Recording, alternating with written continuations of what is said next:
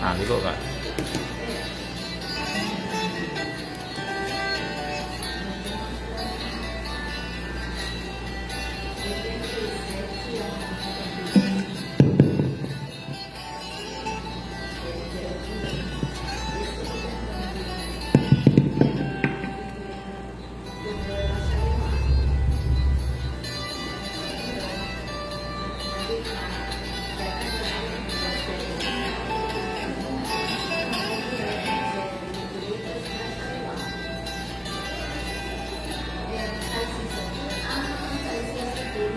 Vai dar certo, tá certo.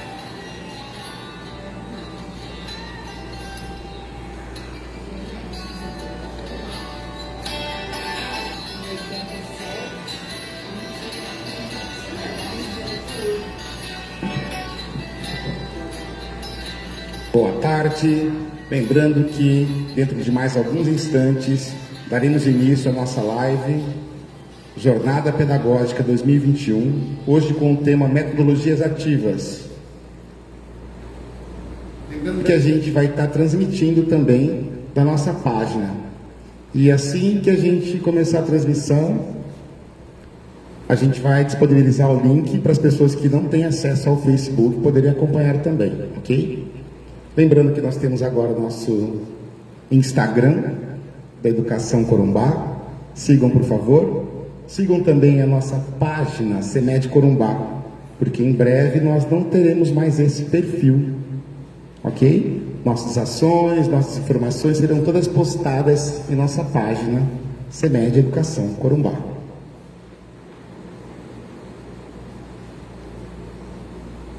Senhoras e senhores, boa tarde. É com imenso prazer que a equipe CEMED está aqui hoje para realizar a última live da Jornada Pedagógica 2021 com o tema Acolher e Fazer Educação em Tempos de Pandemia. Esta ação formativa é destinada para todos os servidores da educação da Rede Municipal de Ensino. Sejam todos bem-vindos. A Jornada Pedagógica da REME é um evento cujo objetivo é propiciar um espaço de discussão visando a reflexão e compreensão do papel do profissional de educação para o ano de 2021 nas unidades escolares de Corumbá. A edição deste ano aconteceu de forma remota, tanto as formações realizadas pelas escolas quanto as formações realizadas pela CEMED. Lembramos também que 15 minutos antes do término da live, a lista de presença será disponibilizada nos comentários por um link do Google Drive, para que todos respondam e recebam posteriormente um certificado de 20 horas, totalizando toda a carga horária da Jornada Pedagógica 2021. Lembramos que as formações continuam. Amanhã, dia 19, a formação será na escola. E de 22 a 23 acontecerão as formações no sistema Tagnos pelo YouTube. Vamos agora dar início à conversa de hoje, que abordará o tema Metodologias Ativas e Avaliação Diagnóstica. Nesse momento, quero convidar para fazer o uso da palavra a gerente de Políticas de Gestão Educacionais, Maria Aparecida Dias Moura. Além das considerações iniciais, ela também apresentará as palestrantes de hoje.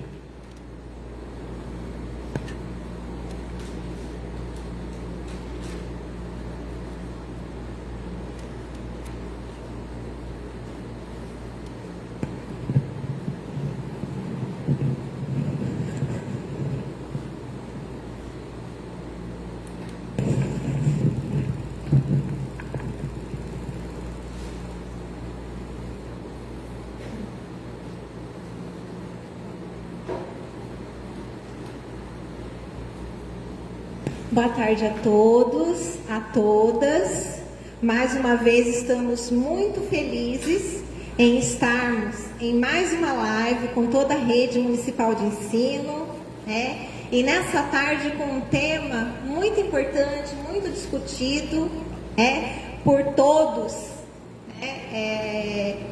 a nível de Brasil, a nível mundial, justamente por esse momento tão importante que nós passamos, que é esse momento de pandemia, onde o distanciamento social continua sendo a melhor forma de prevenção à Covid-19. Pessoal, para tratar desse assunto tão especial, as metodologias ativas, e falar de algo tão importante que nós fizemos muitas inferências no ano passado, né? A atividade diagnóstica, a avaliação diagnóstica para o ano de 2021, nós vamos ter um grupo de professoras, de assessoras técnicas, né? Na verdade, um grupo de supervisoras da Gerência de Políticas Educacionais que tem se debruçado em estudar muito esses assuntos, tá? Tem buscado falar, conversar, se reunir com especialistas da área para trazer as melhores argumentações, para ajudarmos a refletirmos sobre essas questões, tá? Então, para tratar das metodologias ativas e avaliação diagnóstica, nós vamos conversar hoje com a professora Desanil Sorrilha, que é a supervisora do Núcleo de Educação Integral na Secretaria Municipal de Educação. A DESA, como carinhosamente nós chamamos, ela é formada em Letras, Literatura, pela Universidade Federal, a mesma universidade pela qual ela é licenciada em Pedagogia. A Desanil, ela é especialista em educação infantil e, como eu já disse, responde hoje pelo Núcleo de Educação Integral. Nessa conversa, nós também vamos ter a fala da professora Tharissa Marques Rodrigues dos Santos, que atualmente é mestranda do Programa de Mestrado da Universidade Federal de Mato Grosso do Sul, Estudos Fronteiriços, é especialista em artes visuais e gestão escolar, licenciada em Pedagogia pela UFMS e atualmente é supervisora do Núcleo de Ensino Fundamental 1, na Rede Municipal de Ensino. E, por fim, falaremos também com a professora Sandra Laura de Campos Santiago Garcia, especialista em Educação Especial e Inclusiva pela Universidade Cândido Mendes e especialista em Psicopedagogia Institucional pela Universidade Castelo Branco, graduada em Pedagogia pela Universidade Federal de Mato Grosso do Sul e atualmente responde pelo Núcleo de Educação Infantil na Rede Municipal de Ensino, tá? Então, sem mais delongas, espero que todos aproveitem muito esse bate-papo de hoje, né? Façam os comentários no chat, tá? Deixem seus questionamentos. Existe uma equipe técnica de assessores que estão acompanhando esses comentários para poder, no final, as palestrantes dessa tarde fazerem as suas considerações, tá? Então, com vocês, Tharissa, por favor, a palavra é sua.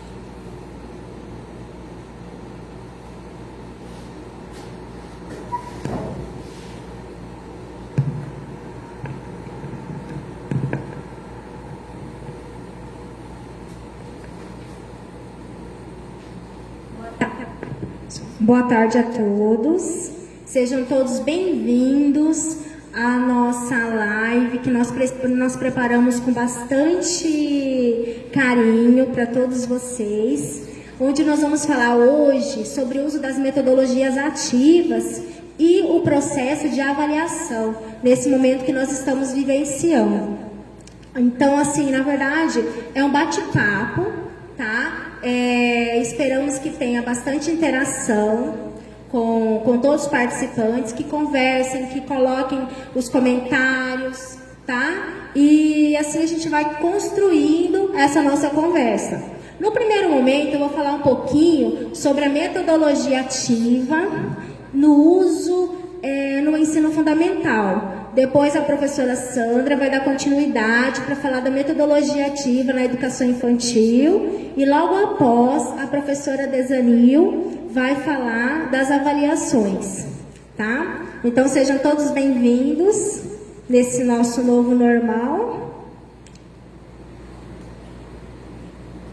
Bom, quando a gente fala em metodologia ativa, logo a gente pensa, né? Será que em nossa formação, na nossa jornada, nós fomos trabalhados em cima dessa metodologia?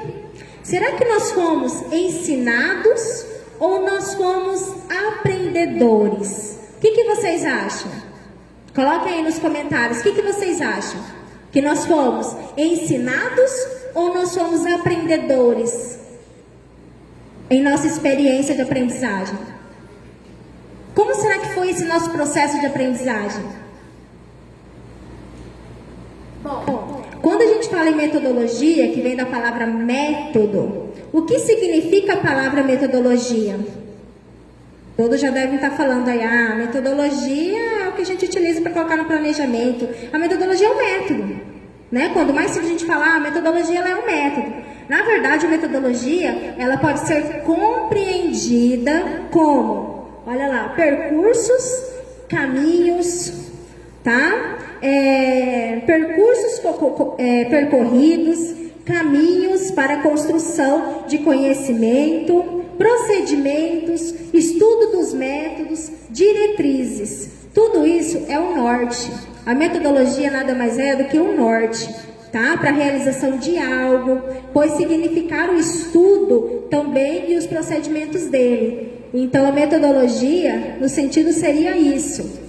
Mas tá, a gente está falando tanto da metodologia ativa para cá, metodologia ativa para lá. Mas então, como que era a metodologia no ensino tradicional? O que seria então essa metodologia tradicional, já que existe a metodologia ativa?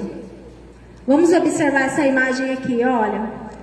As crianças, né, todas enfileiradas, a figura da professora, que ela está pensando de uma forma e fazendo com que todos os seus alunos pensem o quê? Da mesma maneira. Tá? Então, essa metodologia tradicional, ela é o quê? O professor, ele era o centro. O professor era considerado o sábio, tá? Nessa linha tradicional que ela teve origem no século XVII, na época do Iluminismo, tá? Onde o professor é o sujeito ativo no processo de ensino-aprendizagem. Ele repassava o seu conhecimento aos alunos, normalmente por uma aula teórica. E a metodologia ativa, então, o que seria? Seria o contrário da metodologia tradicional? O que vocês acham? Vão respondendo aí, pessoal. Tá? A metodologia ativa, o conceito da metodologia ativa, nós estamos trabalhando com o conceito de Moran, tá? José Moran, que é autor desse livro aqui, ó, Metodologias Ativas para uma Educação Inovadora. O que seria então a metodologia ativa?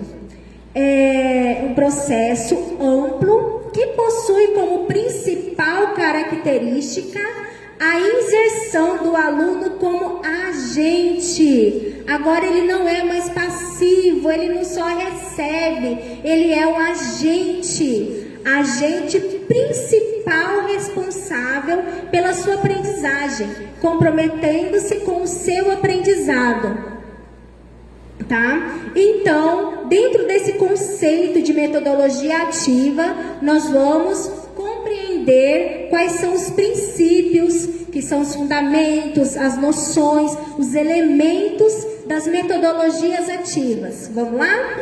Então, o que seria? Vou puxar aqui um pouquinho esse microfone.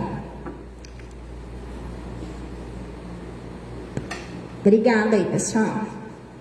Isso.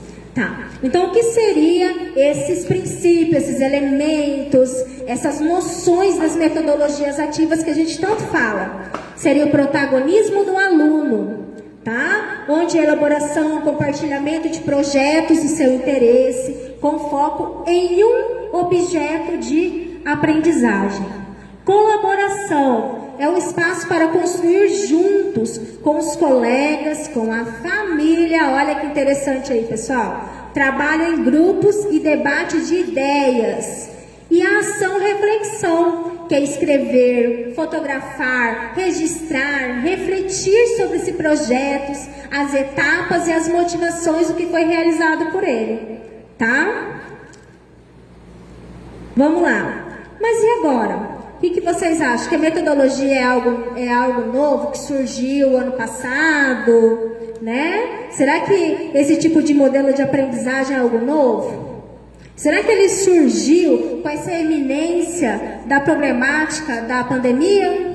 Ou será que ele já existia? Tá? De acordo com filósofos, pensadores, sociólogos, como vocês gostariam de chamá-los, tá? A base teórica da metodologia ativa, ela já existia faz tempo. Já existia um bom tempo. Vamos lá. Sócrates, antes de Cristo, com o método maiêutica, que era levar as pessoas a reconhecer que não sabiam o que pensavam saber. Tá? John Dewey, lá em 1859, nós só pensamos quando nos defrontamos com o problema. Vygotsky, a teoria, a aprendizagem é uma experiência social, mediada pela interação entre a linguagem e a ação. Piaget, o conhecimento não nasce no sujeito, nem no objeto, mas ela origina-se da interação, o sujeito com o objeto. Olha as metodologias ativas aí. E Paulo Freire, mais contemporâneo, ensinar não transferir conhecimento, mas criar as possibilidades para a sua produção ou sua construção. Aquela famosa frase que quando nas escolas a gente pensa, vamos fazer uma camiseta? Vamos. Todo mundo vai lá e pega a frase do Paulo Freire. Então, todos utilizando a metodologia ativa, né?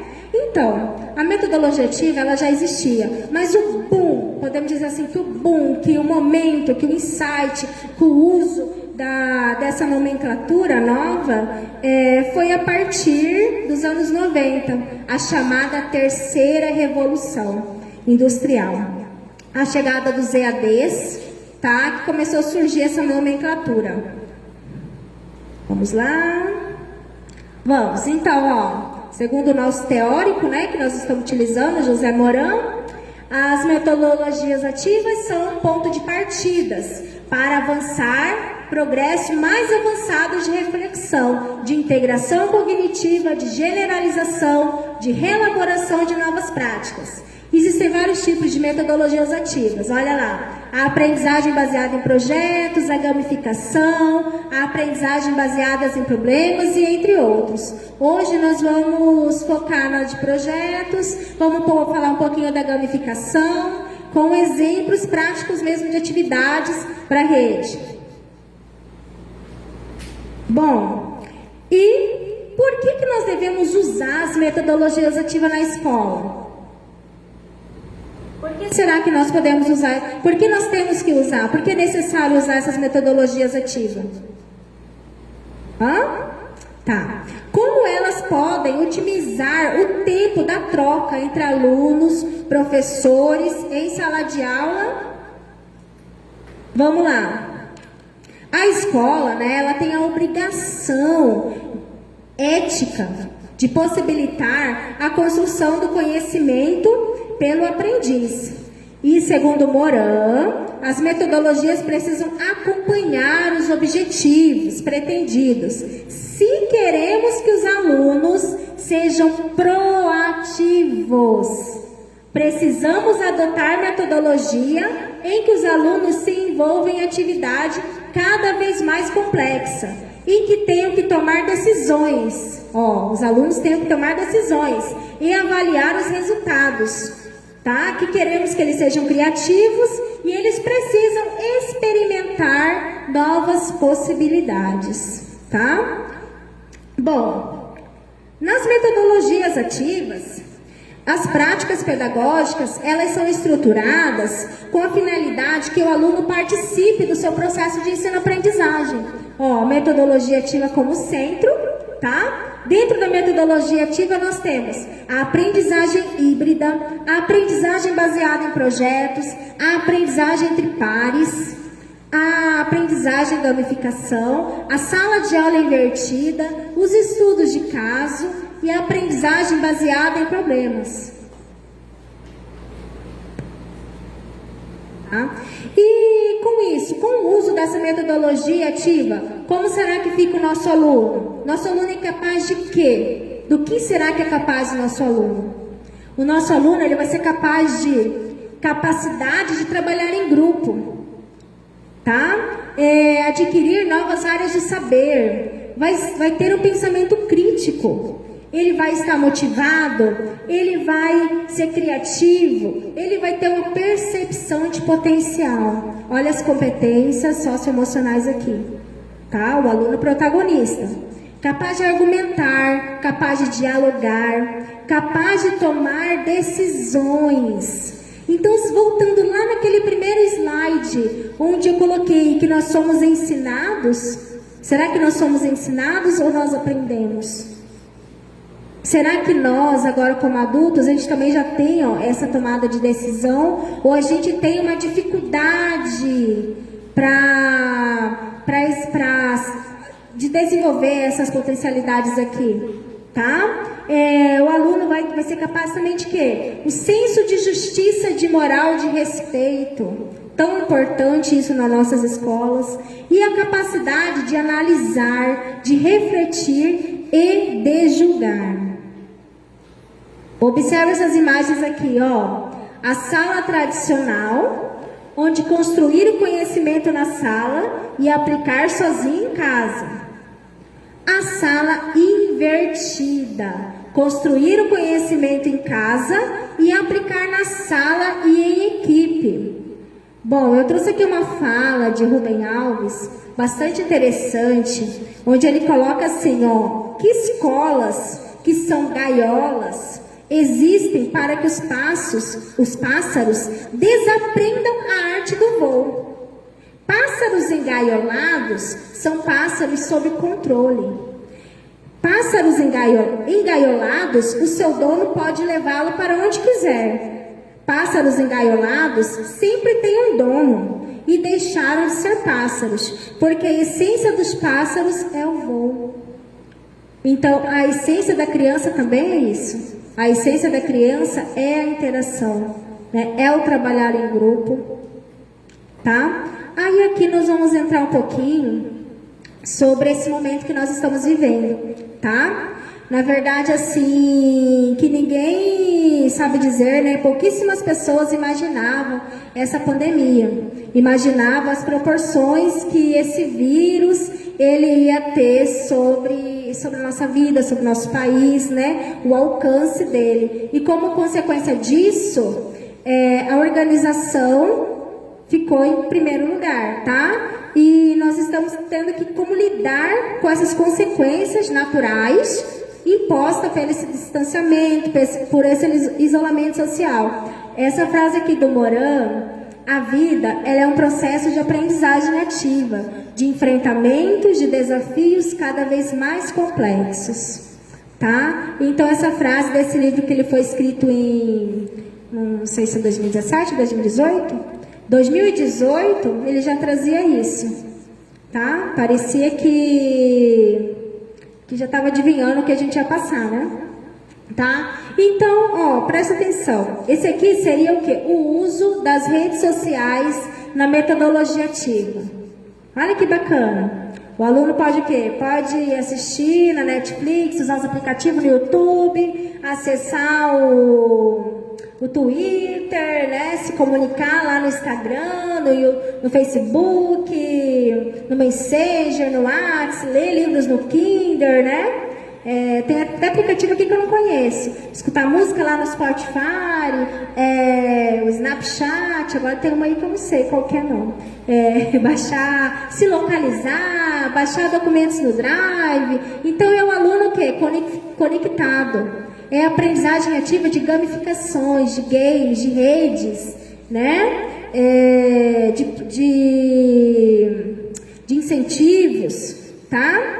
É a tecnologia que nos aproxima. Isso é bom, fazer uso das tecnologias? Sim, é necessário. Ano passado, 2020, esse ano também na continuidade, teve bastante sites, né, que disponibilizaram jogos grátis, livros grátis, passeio por museu, né? Então, assim, a criança ela tinha bastante oportunidade sem sair de casa, né? Porque a tecnologia também proporciona isso. Você pode viajar sem sair de casa. Aí agora vocês podem falar, não quero nem ler os comentários. Não vou nem ler os comentários agora, né? Mas aí vamos passar para essa imagem aqui, ó. O que vocês acham dessa imagem? Que sentimento essa imagem desperta em nós, professores, quando você olha essa imagem? Que sentimento que essa imagem desperta? Incapacidade? Tristeza? Revolta, talvez? Desejo de mudança? Tá? Então essa é a realidade de muitas escolas. Essa é a realidade das escolas nossas também da rede municipal. Tá? E como nós professores, podemos mudar essa realidade, esse contexto? É fácil? Não. Mudar também, só nós não vamos conseguir. Senão a gente vai desenvolver aquela síndrome lá da primeira live lá que foi falado. Né? Síndrome de burnout. Então, será possível? Né? Mas o professor tenta. Como que foi a situação do professor nesse período pandêmico? Nesse ano passado, em 2020? Posta atividade, planeja atividade, posta videoaula, edita vídeo, atende a plataforma, atende no WhatsApp, atende no e-mail, né? Fica uma eternidade decifrando atividade com imagens elegíveis, cortadas, planeja a aula, planeja de novo no Excel, grava videoaula, baixa videoaula, blá, blá, blá, blá, blá. Então essa foi a nossa rotina no ano de 2020. Mas podem ter certeza que essa nossa rotina, ela contribuiu muito no processo de aprendizagem dos nossos alunos. Aproximou-os bastante, tá? Sim, nós podemos fazer a diferença para tentar alterar aquele cenário, tá? Aos poucos, sim, nós podemos fazer a diferença. Esses são exemplos de práticas, né, práticas educativas, utilizando as metodologias ativas também na busca ativa, da forma como a escola pode. Presta atenção, temos aqui. Professora entrega atividade na porta de casa para ajudar alunos com acesso limitado à internet em Campos Verde. Né? Caderno de leitura na quarentena, aula itinerante, lives mágica, acesso aos PET, aos planos tutorado virtual, para quem não conseguir acessar, a escola vai garantir. Isso daí não foi o que nós fizemos aqui na rede também? Será que essa realidade aqui, ela foi do Brasil ou o Corumbá também está inserido? Né? Durante o ano de 2020, nós acompanhamos todo o processo que a escola, as escolas da rede realizaram. Teve lives, os sorteios, o que mais? O que mais que a gente lembra? Que eu não quero citar nome de escola aqui para mim não tentar ser injusta, tá? Mas assim, todas as práticas pedagógicas as escolas fizeram na busca ativa, para trazer esse aluno novamente para a escola. Sim. podemos fazer a diferença. Precisamos ressignificar, aprender e explorar. Atitude fundamentais de quem educa em tempos de pandemia. E em 2020, o que será que aconteceu aqui na rede municipal? A CEMED, como órgão gestora, ela não ficou inativa, paralisada, estática, tá? Então, essas aqui foram algumas das ações que a rede realizou, de aproximação, de interação com as famílias, com as crianças, tá? Nós tivemos lives, um festival de lives, proporcionamos a biblioteca virtual nas férias, disponibilizamos brincadeiras na época da festa junina, as lives que eram gravadas aqui no auditório, todas as terças-feiras, que a gente sabia que as crianças esperavam por esse momento de assistir as lives, tá? O Se Vira nos 30, em outubro, no Dia das Crianças, as atividades do PVE, do Programa Valorização da Educação, os desafios que a gente lançava lá no site de leitura e as escolas iam realizando. E aqui é interessante esse dado que eu coloquei aqui, que chegou no momento que eu estava produzindo material, o PVE, o Programa Valorização da Educação, enviou um relatório do ano de 2020 das redes sociais, do uso das redes sociais aqui em Corumbá pela CEMED. E esse dado aqui ele foi levantado pelo Instituto Votorantim, né? Onde ele mostra o alcance das nossas redes sociais do grupo PVE, CEMED Corumbá. Nós tivemos 2.396 membros totais, 347 postagens, 7.084 curtidas e reações, 756 compartilhamentos e 1.996 comentários. Então a rede, ela estava o quê? Em movimento, ela estava ativa. Olha aí, ativa, metodologia ativa. Tá. E em 2021, o que vai acontecer em 2021? Nós temos aqui já planejado, tá? Nós vamos ter o encontro de alfabetização na perspectiva do letramento. São atividades remotas. No primeiro momento, nesse primeiro semestre, as atividades serão remotas. Mais para frente, em outubro, novembro, talvez consigamos fazer presencial. Depende de como que vai estar a situação do nosso município. Esse primeiro evento, nós vamos ter a presença da escritora Magda Soares, tá? A especialista, né, na fala de letramento e de alfabetização. É um evento em parceria com a Universidade Federal, curso de especialização em letramento e alfabetização, com a professora Márcia Sambugari. Nós vamos ter agora, no mês de abril, o workshop da literatura infantil, a literatura em movimento na fronteira Brasil-Bolívia. Essa aqui também é uma proposta de atividade de integração de culturas. Haja vista que nós somos uma cidade fronteiriça, que nossa rede nós possuímos bastantes alunos estrangeiros, bolivianos também. E nós estamos fomentando mesmo a leitura, tá? Esse evento ele vai acontecer no dia 27 e 28 de abril, deste ano de forma remota. A programação ainda nós vamos lançar, tá? Mas assim, eu já adianto que tá bem bacana, tá? Uma programação bem bacana, vai ser no período noturno e vai ter certificado, pessoal.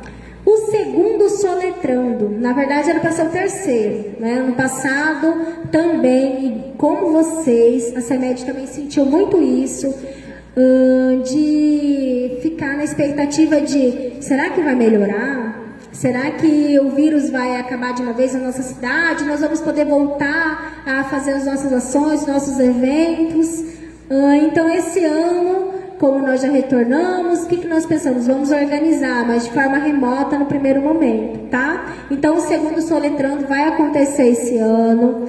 Lá em junho, nós vamos fazer uma live, apresenta para os professores dos quartos e quintos anos, explicando quais serão as regras do Soletrando esse ano, como que vai funcionar, tá? Para tirar todas as dúvidas. Leituração. A leitura em movimento na rede municipal de Corumbá. Esse ano também vai ter, só que com uma proposta diferente também, tá? Então, assim, vai ser baseado mesmo no fomento à leitura, nos projetos que os professores vão desenvolver. Então, já vão pensando, professores do 1º ao 3º ano, que projetos de leitura eu posso desenvolver com meus alunos nesse período, né? Nesse período em que os meus alunos agora, no mês de março, vão estar ainda em casa, aprendendo de forma à distância, através do PET, do plano tutorado, e que em abril, possivelmente vamos retornar em abril de forma híbrida.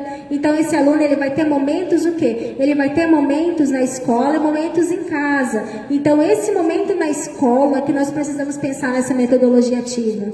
Esse momento na sala de aula, principalmente com as crianças, principalmente com os alunos do 1º ao 5º, o que promover atividades de interação. E a leitura é um dos caminhos para desenvolver essa interação. Poderemos pensar até em como, nesses projetos de leitura, em como o professor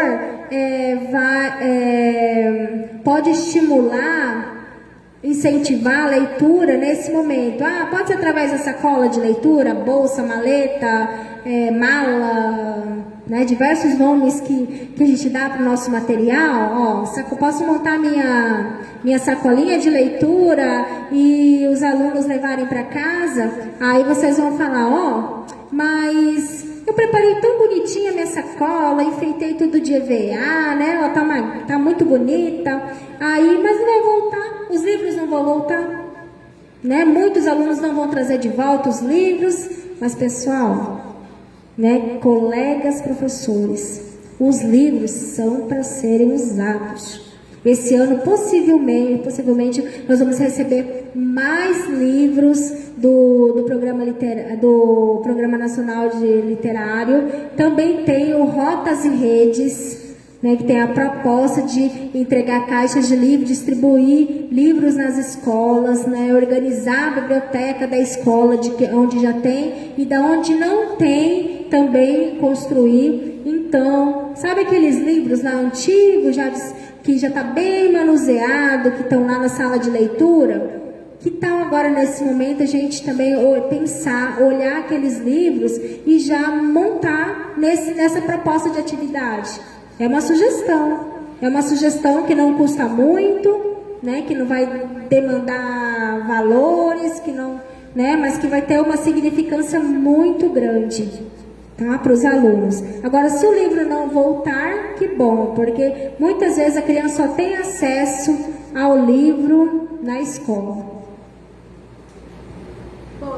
E temos aqui também as atividades do PVE. Para quem não conhece, né, Programa Valorização da Educação, o PVE que está conosco desde 2018, que vem com uma proposta de formação continuada com os gestores, que é o chamado GESC, com o GEDU, que é a Secretaria de Educação, e a MOB, o MOB, que é a mobilização. E aqui em Corumbá nós trabalhamos a temática da leitura, tornar Corumbá uma cidade leitora.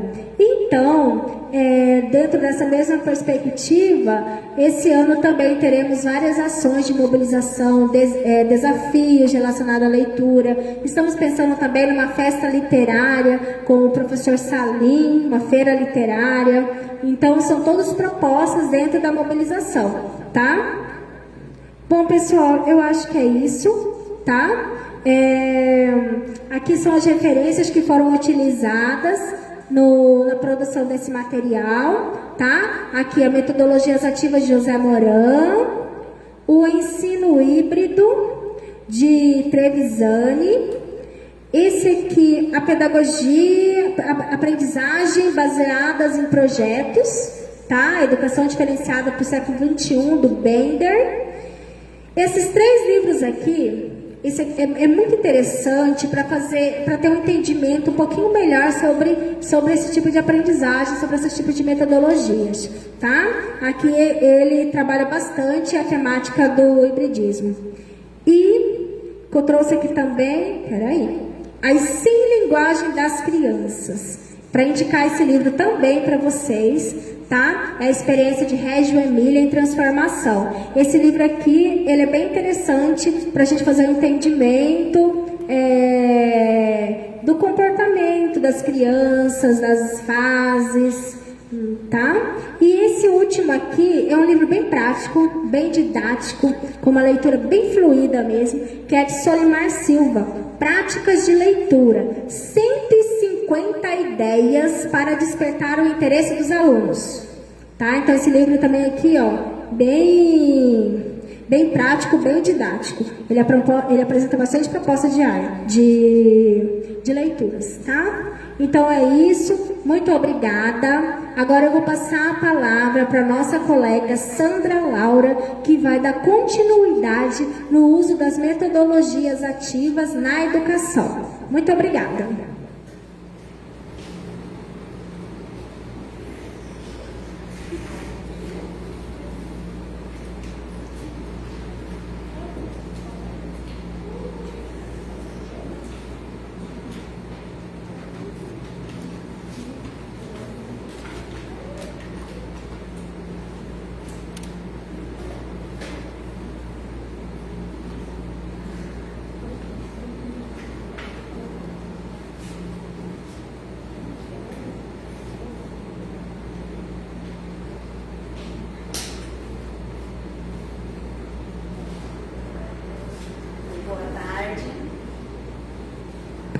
Boa tarde, eu sou Sandra Laura e agora sim, eu tenho a incumbência, né, de dar a continuidade ao trabalho já iniciado pela Tharissa, né? A Tharissa, ela iniciou otimamente nos colocando a respeito dos conceitos, né, do trabalho a ser realizado com as metodologias ativas.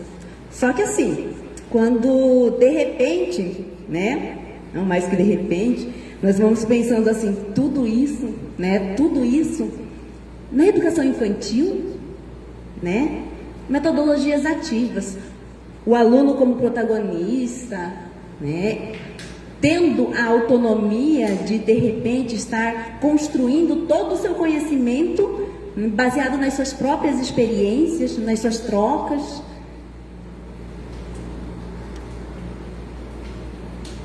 E aí nós temos assim, então, né, fazendo um resumo.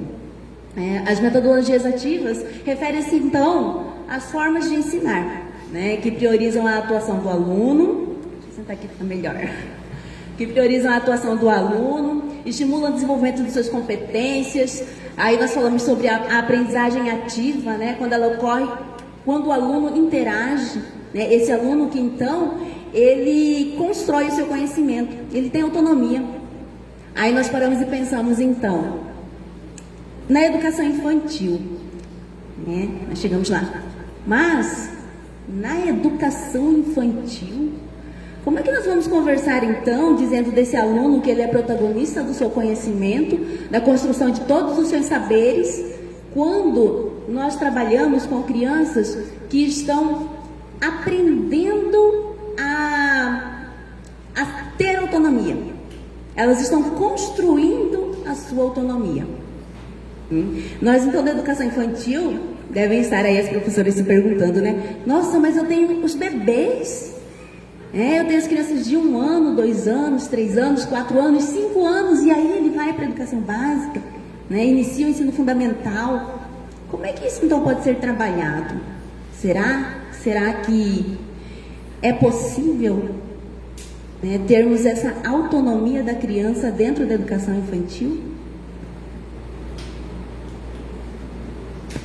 Aí nós pensamos, então, a criança, ela está se desenvolvendo, né? Ela precisa ser ativa, por quê? Porque nós estamos pensando no foco das metodologias ativas, né? Então a criança, ela precisa ser participativa, ela precisa pensar sobre o que no que e como está aprendendo, como é que eu vou aguçar isso tudo numa criança, num bebê? Aí nós partimos do princípio mais básico, que nasce com a criança e que ele pode ser aprimorado ao longo do tempo. Nós partimos da curiosidade. A criança, por si só, é um ser curioso. É claro que dependendo do ambiente onde ela se encontra, onde ela vai ser inserida, né, essa curiosidade ela pode ser aguçada, aprimorada, ou ela pode ser tolhida, né? Essa curiosidade, então, nós podemos estar trabalhando relacionando a fenômenos naturais. Nós temos ali fenômenos artificiais, né? E problemas que aparecem advindos da curiosidade da criança, tá? Podem ser as curiosidades individuais, né? Ou aquelas também que elas são direcionadas em grupo.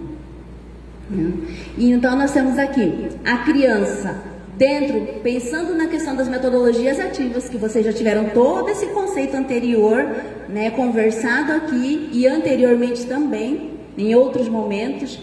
A criança, ela passa a ser esse centro, né? A criança, ela é o centro da aprendizagem. Ela precisa ser o quê? Ativa no seu conhecimento. O despertar da sua curiosidade e assim nós trabalharmos ainda em cima das suas expectativas. Porque nós temos ali a criança, né, dentro da sua curiosidade, no momento de partilha, quando ela vem para o ambiente escolar ou mesmo no ambiente familiar, ela tem sempre ali a influência do adulto, né? Ela convive com outras crianças ou com outras pessoas que sejam da família ou não, e essa criança, ela desperta a curiosidade sobre vários aspectos. O que nos convém então? Trabalhar essa curiosidade e estarmos baseados nas suas expectativas também. Por quê? Ela tem curiosidade sobre algum fenômeno natural, algo que esteja acontecendo, até atividades simples, como por exemplo, que se pode propor à criança, que ela até vivencia em casa, de repente, a evaporação da água, né? É um fenômeno natural. Só que assim, a criança, na sua curiosidade, ela pode estar pensando como aquilo acontece. Mamãe, como chove? Por que chove? Né? Aí ela vem para a escola, professora, de onde vem a água do rio? Né? Porque a gente fala assim, se não cuidar dos rios, né? Se sujar, poluir as águas, os outros ficar sem água em casa. Mas a água do rio vem encanada, né? Como a água do rio chega na minha casa, mas eu bebo a água do rio? Então, assim, são todas curiosidades da criança que ela pode ser aprimorada dentro de uma expectativa também. Porque ela espera as respostas, ela espera a complementação dessas respostas. E nós podemos utilizar tudo isso na forma das nossas metodologias ativas, ensinando e aprendendo com elas. Foi o mesmo questionamento que a Tharissa fez no início. Será que nós só ensinamos ou nós somos aprendedores também? Todos somos. Enquanto vivemos, nós iniciamos um aprendizado quando nascemos e vamos dando continuidade o resto da vida.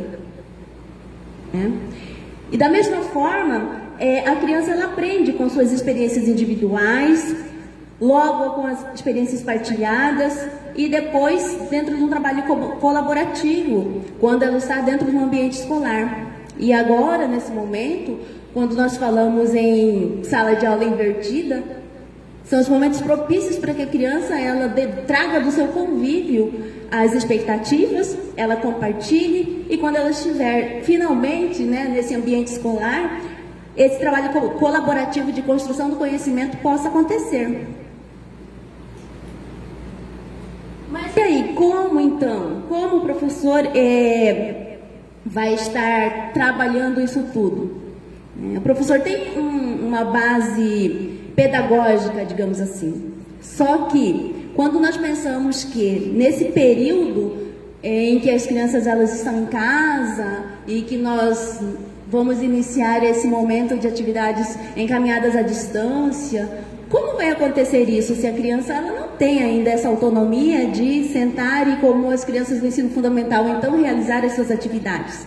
Quando até elas mesmas precisam de ajuda. Mas, na educação infantil, como é que eu vou encaminhar então essas atividades para um bebê?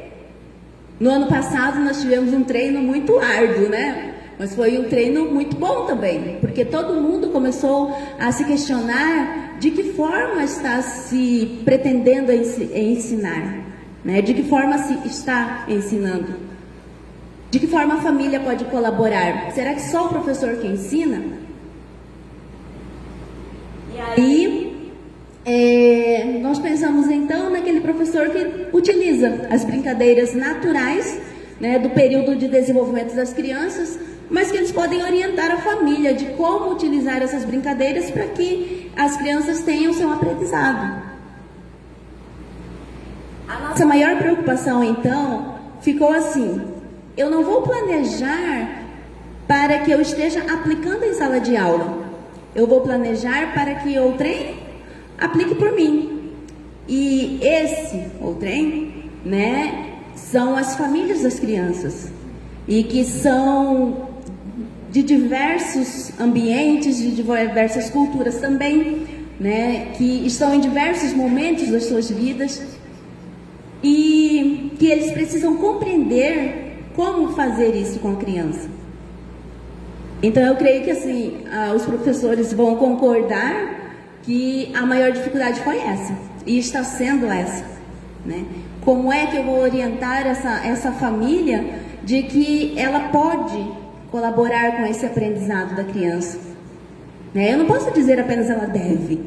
Ela deve sim vários conhecimentos, mas esse conhecimento que acredita-se culturalmente que ele é apenas escolarizado, que é apenas na instituição que a criança vai aprender.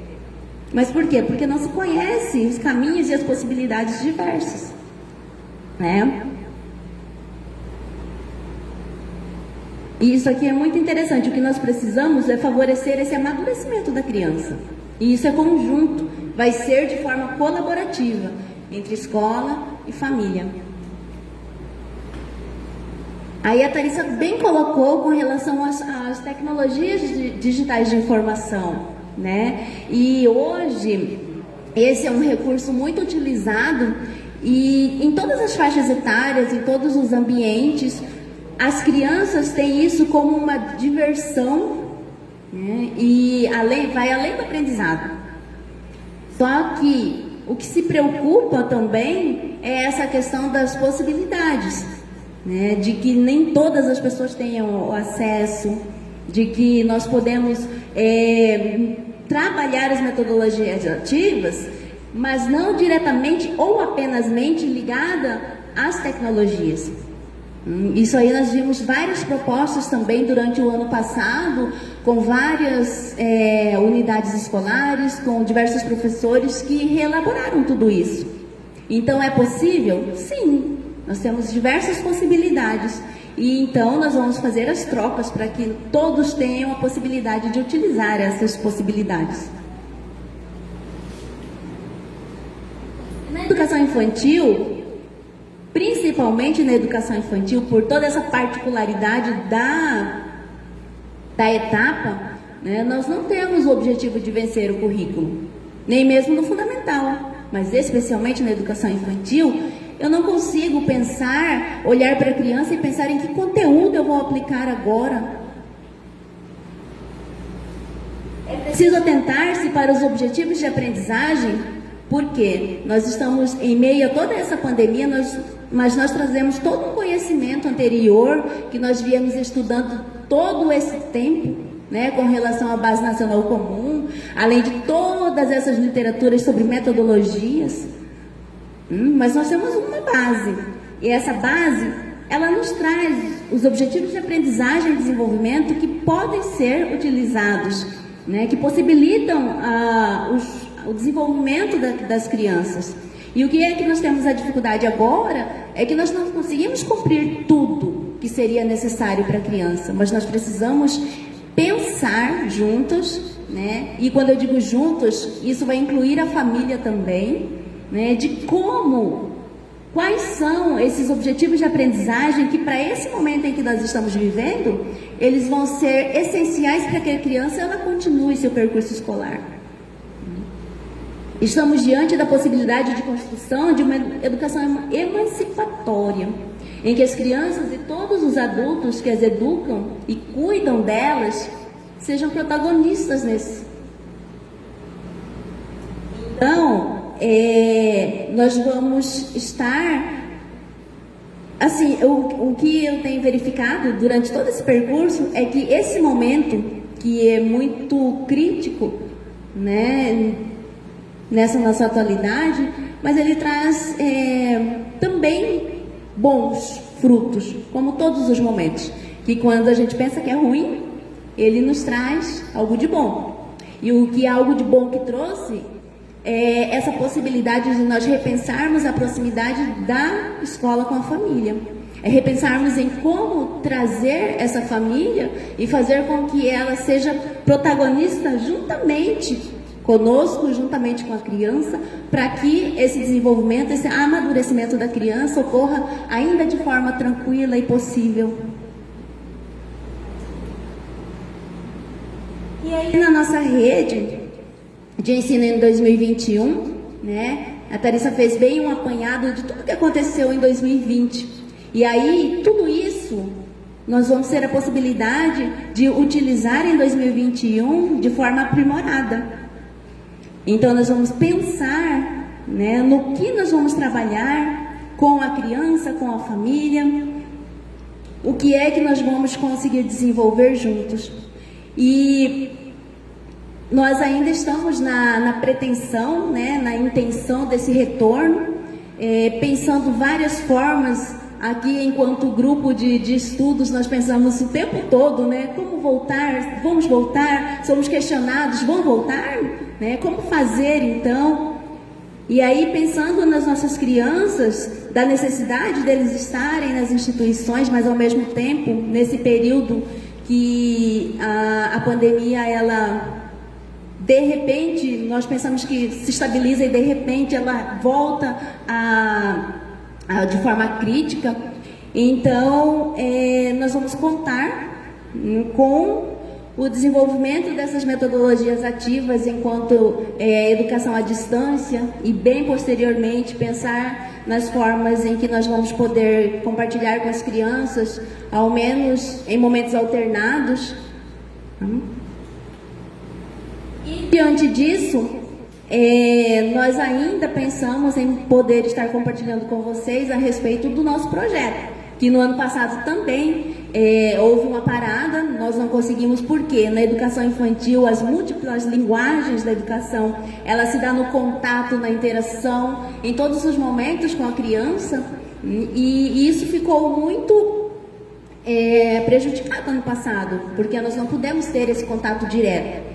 E por isso, para este ano, nós também repensamos a questão do projeto e, mesmo assim, nós não vamos deixar de valorizar as atividades desenvolvidas pelos professores. Então, o nosso foco, ele vai mudar nesse momento para as metodologias desenvolvidas pelos professores diante desse panorama em que nós nos encontramos.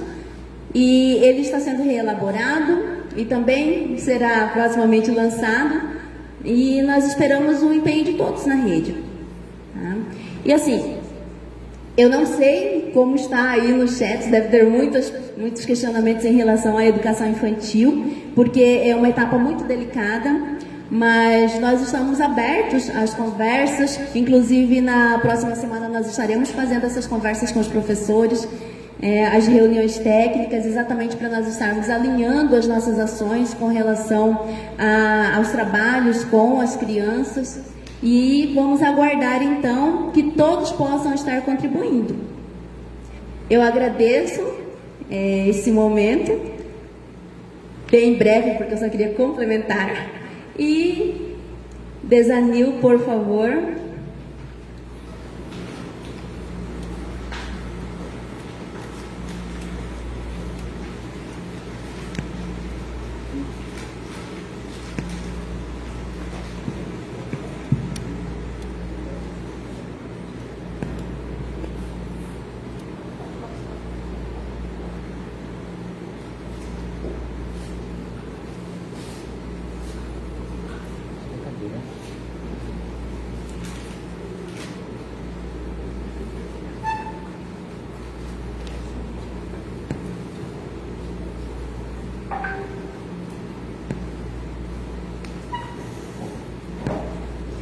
Boa tarde a todos e todas, né? Nós estamos, então, hoje, complementando aí essa nossa trajetória de formação, conversando, né? Estabelecendo esse novo canal aí de comunicação com todos.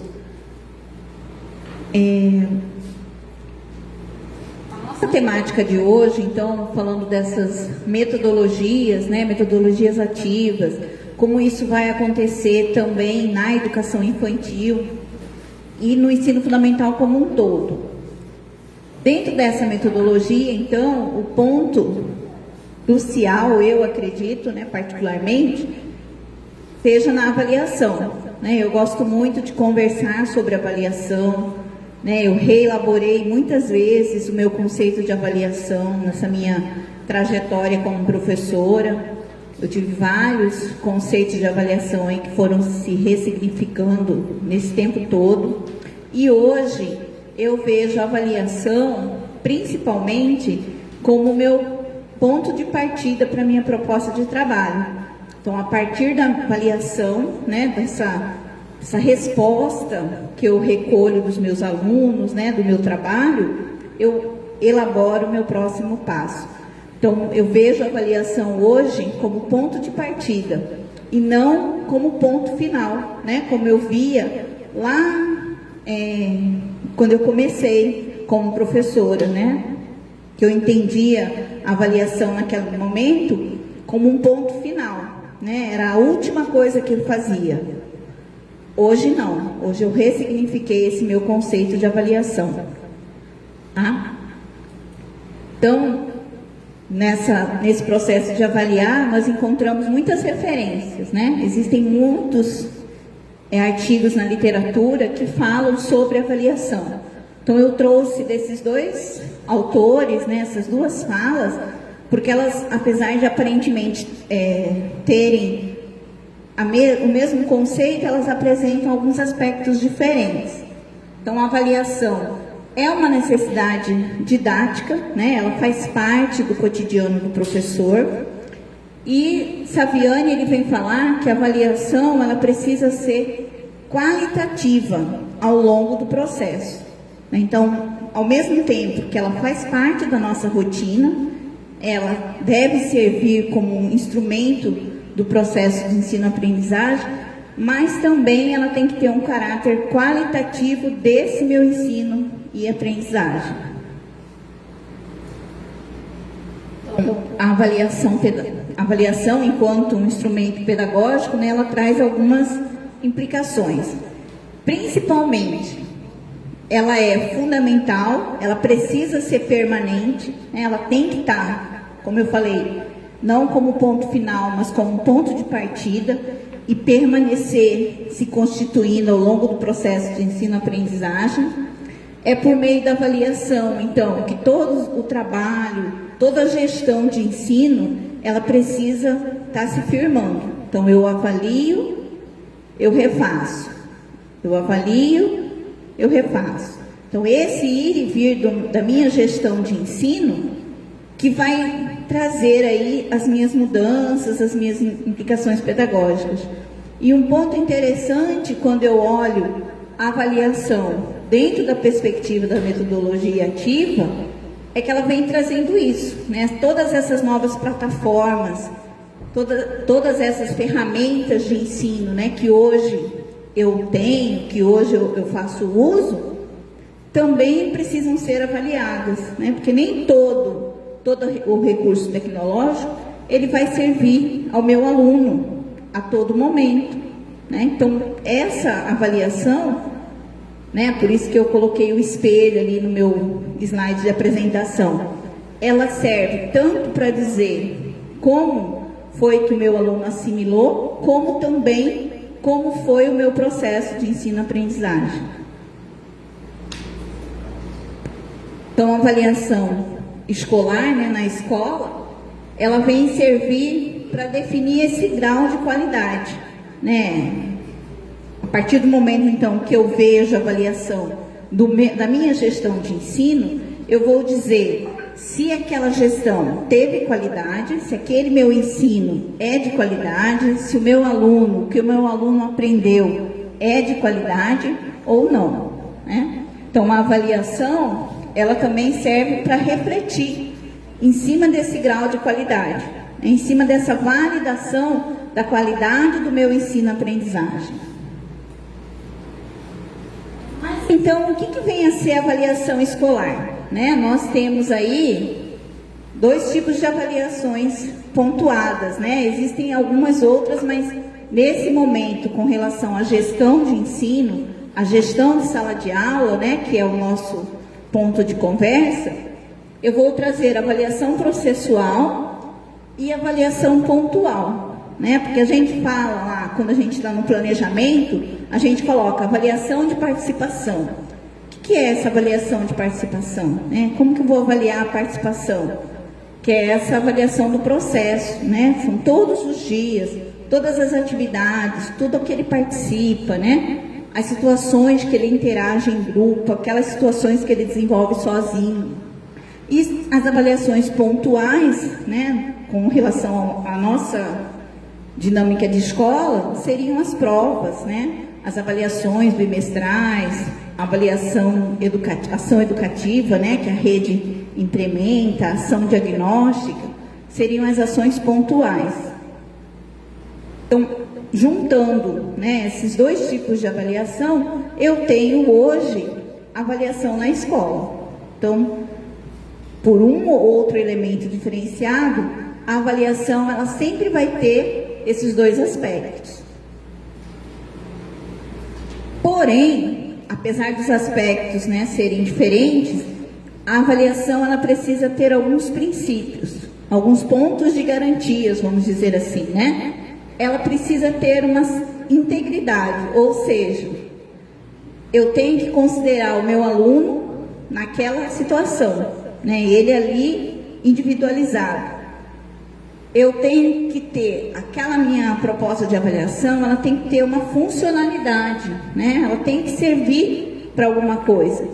Eu não posso simplesmente dar uma avaliação porque eu tenho que obedecer um calendário, né? Porque está no final do bimestre e o meu aluno tem que ter uma nota, né? Eu tenho que ter. Não, aquela minha proposta de avaliação, seja ela pontual ou do processo, ela tem que ter um objetivo. Por que eu vou verificar isso?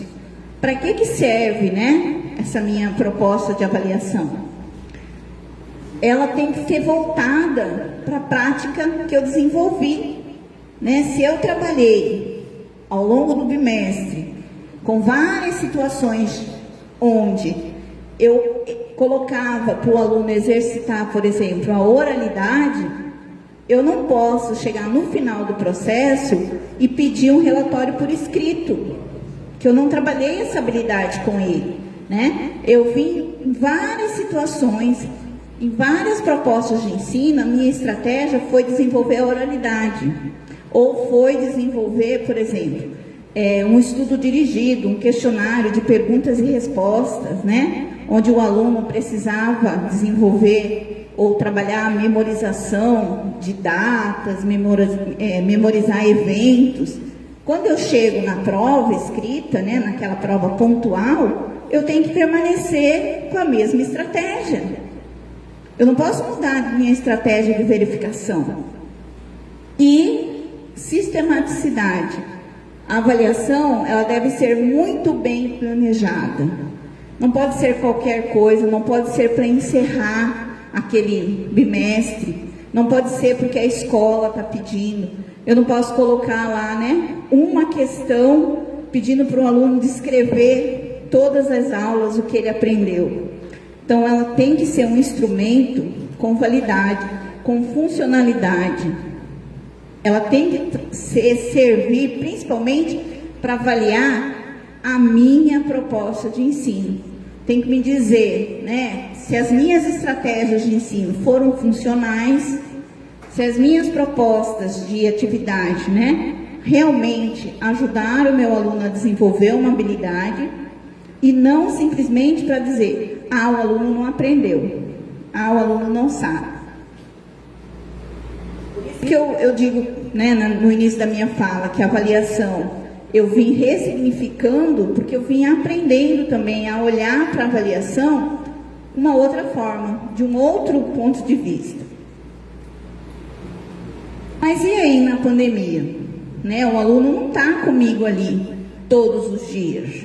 Como que eu vou avaliar ele, fazer esse processo com ele de avaliação?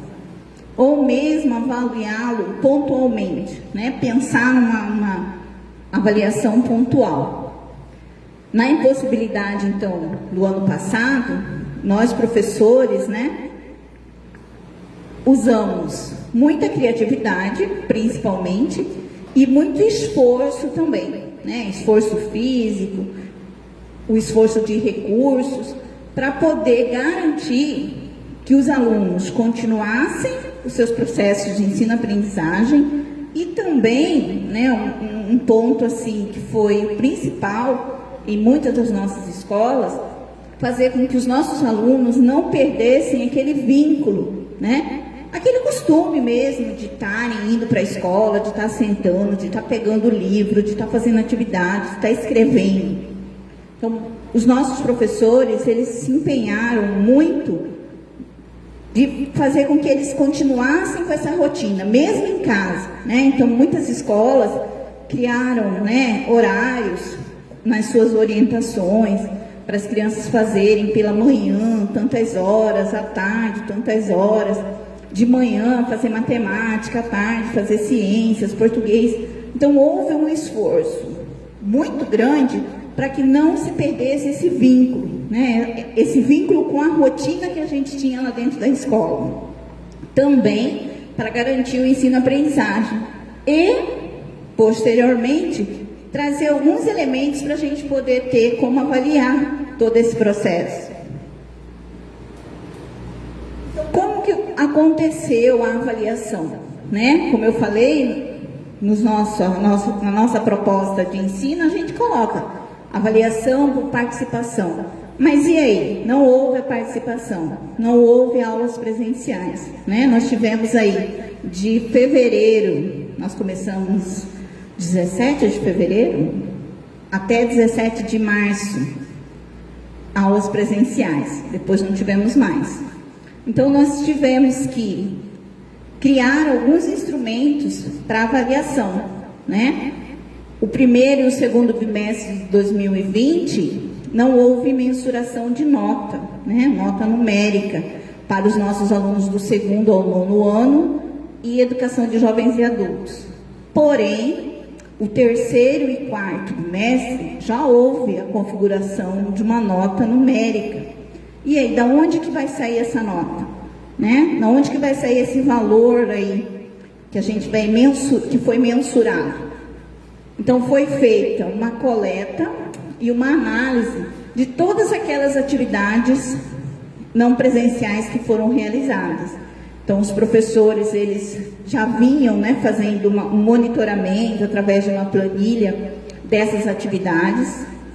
Então, todas essas atividades, elas foram analisadas, né, foram configuradas um valor, né, correlacionando um valor com a proposta ali desenvolvida. Houve também algumas unidades, né, alguns professores que elaboraram portfólio, né, um portfólio descritivo, né, não foi um portfólio de coletânea de atividades, né, que é um tipo de portfólio que a gente, há algum tempo atrás, adotava na educação infantil, principalmente, né, que é aquele portfólio onde eu vou colocando todas as situações, né, eu vou fazendo uma coletânea de atividades. Nesse momento, o portfólio ele foi descritivo, né, onde os professores aí, eles relataram a sua proposta de ensino, o que eles pensaram em trabalhar naquele momento, quais os tipos de atividades que foram apresentadas, que foram enviadas para os alunos, como que foi essa devolutiva, né? O aluno devolveu, não devolveu, a família foi até a escola buscar ajuda, né? Precisou de ajuda para desenvolver a proposta. Como que foi esse desenvolvimento da proposta? O aluno conseguiu atingir, conseguiu desenvolver a proposta que foi entregue ao professor. Então, os professores, eles fizeram essa descrição de toda essa relação aí que foi estabelecida. A proposta de atividade, recepção do aluno, recepção da família, devolutiva de atividade. E também o conselho de classe, né? Tanto no terceiro quanto no quarto bimestre, aconteceram o conselho de classe. E aqui eu faço um destaque, né, para o portfólio, que é um instrumento de avaliação que ele está sendo resgatado, ele precisa ser resgatado também agora em 2021. Mas um portfólio dentro dessa perspectiva de organização das atividades desenvolvidas pelos alunos. Então, eu vou coletar, né, eu vou registrar cronologicamente mesmo todas as atividades que os meus alunos estão desenvolvendo, né? Então, agora em 2021, o portfólio vai ser sim um instrumento, mais um instrumento, né, que nós vamos utilizar para avaliação, tá? Só que nós vamos ter, como eu falei anteriormente, o AVA, que é um ambiente virtual de aprendizagem. E lá no AVA, nós vamos fazer o registro dessas atividades. Então, na verdade, a gente vai estar, de certa forma, monitorando esse portfólio virtualmente lá no AVA, né? Então, eu vou colocar cronologicamente todas as atividades que vão ser desenvolvidas pelos meus alunos. Todas as atividades, né? Eu digo, todas as atividades que vão ser propostas, né, para os alunos. Conforme eles forem desenvolvendo, conforme eles forem, né, retornando a atividade para mim, eu vou registrando essas atividades lá no ambiente AVA. Que depois, né, no fim daquele processo, no fim daquele período, eu vou configurar num portfólio descritivo, tá? Então, para 2021, a gente vai estar definindo já inicialmente, né, que nós teremos do segundo ao nono ano, eu vou configurar uma nota, né, o meu aluno ele vai ter uma configuração de nota, ou seja, uma validação de todas as propostas que vão ser desenvolvidas, elas serão validadas. E aí eu tenho aqui alguns elementos, né, que eu posso utilizar para configurar essa nota. Vai acontecer na rede esse ano a avaliação diagnóstica, ela será presencial, né? Nós estamos aí configurando já, ou melhor, finalizando já essa proposta da avaliação diagnóstica. Como ela vai acontecer, né? Garantindo aí todo o protocolo, né, de biossegurança que nós temos vigente. Nós temos também a aplicação do PET, né, que é o Plano de Estudo Tutorado, com atividades propostas digitais e aquelas atividades impressas. Então, esse registro, essa coletânea, né, vamos dizer assim, das atividades do PET, elas vão ajudar, né, na configuração da nota do meu aluno. Uma outra proposta também, né, que a escola vai estar desenvolvendo, é a avaliação da fluência leitora dos nossos alunos, através de uma planilha de habilidades leitoras, né? Na verdade, é um resgate que a gente está fazendo aí da proposta do PENAIC, né? Como lá, quando a gente estava participando da formação do PENAIC, né, professores alfabetizadores principalmente, e do pró-letramento, que era uma formação específica para os professores do 4º e do 5º ano do Fundamental, vinha essa proposta de trabalho, trabalhar a habilidade leitora do aluno. E agora, mais do que nunca, né? Então, desenvolver nos nossos alunos a leitura, desenvolver o hábito de ler, né? Principalmente nesse momento aí, né? Que nós temos aí um acesso muito grande ao material escrito, vamos fazer uso desse material. tanto virtualmente, né, como a Carissa falou, na escola, nós vamos estar recebendo uma quantidade imensa de livros de literatura. Então, vamos fazer uso desse material, né? Vamos dar o acesso ao nosso aluno, mas um acesso orientado a todas essas leituras aí, tá? E também, né, as escolas aí vão se organizar, vão se estruturar para fazer as suas avaliações, né, as suas avaliações mensais, escritas, né, ou bimestrais, né, aí vai de cada unidade escolar, dentro, né, do seu contexto aí, definir, né, como vão acontecer essas avaliações aí, mensalmente, bimestralmente. Então, esses serão os instrumentos, né, alguns deles, que nós já temos que nos estruturar para poder organizar as notas bimestrais dos nossos alunos, tá? E, né, um instrumento também que foi muito importante no final de 2020, que foi o Conselho de Classe, que é um organismo que muitas vezes, né, a gente não dá valor, porque ele sempre acontece no final, aí tá todo mundo já, né, ali, aí é lê nota de um, lê nota do outro, mas a gente precisa reconfigurar esse momento do conselho de classe. Então, eu trouxe aqui, né, uma citação do Libânio sobre o conselho de classe, que eu acho que é bastante pontual para esse nosso momento, para essa nossa nova realidade aí na escola. Então, ele diz o seguinte: o conselho é a instância que permite acompanhamento dos alunos, visando a um conhecimento mais minucioso da turma e de cada um, e análise do desempenho do professor com base nos resultados alcançados. Tem a responsabilidade de formular propostas referentes à ação educativa.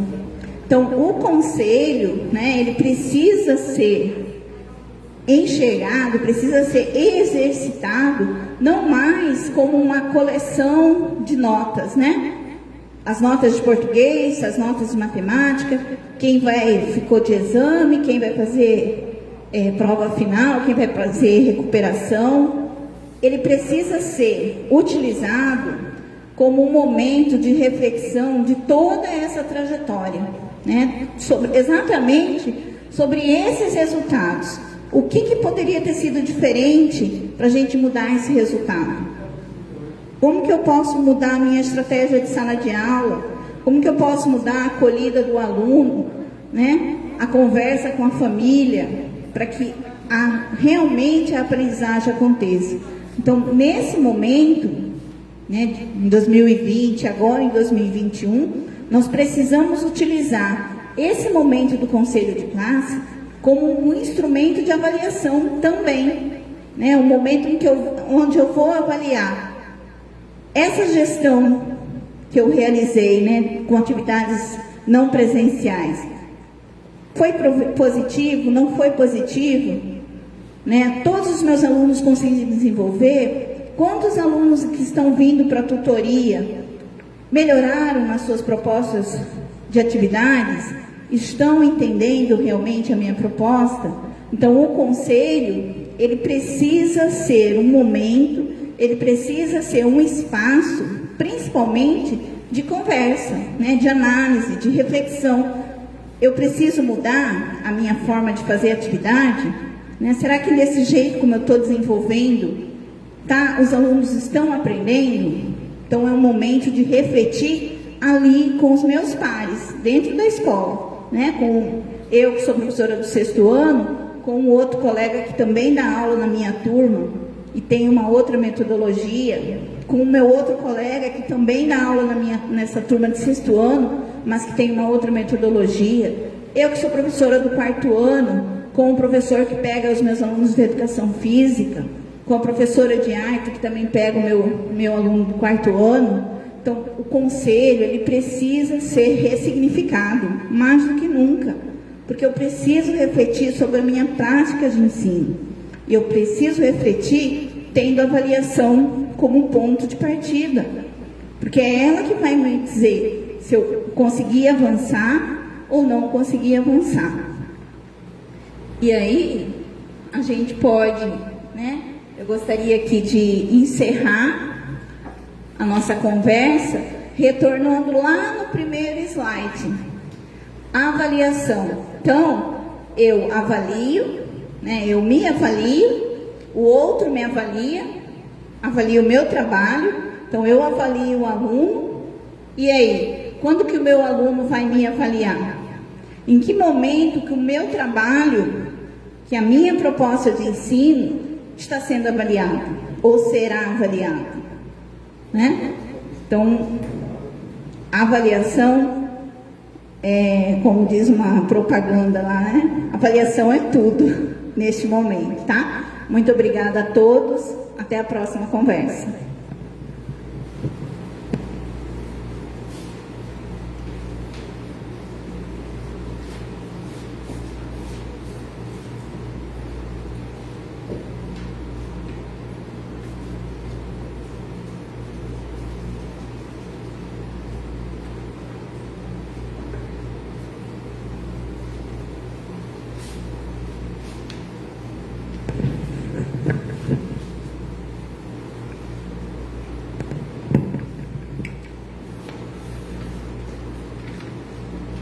Muito bem, nossa conversa de hoje então fica por aqui. Agradecemos imensamente a participação de todos e na semana que vem a jornada pedagógica irá alternar entre momentos presenciais e home office. Tenham todos uma boa tarde e um bom fim de semana. Lembrando também que nosso convite para que vocês possam seguir a nossa página no Instagram, também a nossa página aqui no Facebook, e se inscrevam no nosso canal no YouTube. Em breve teremos todas as nossas lives ali disponíveis.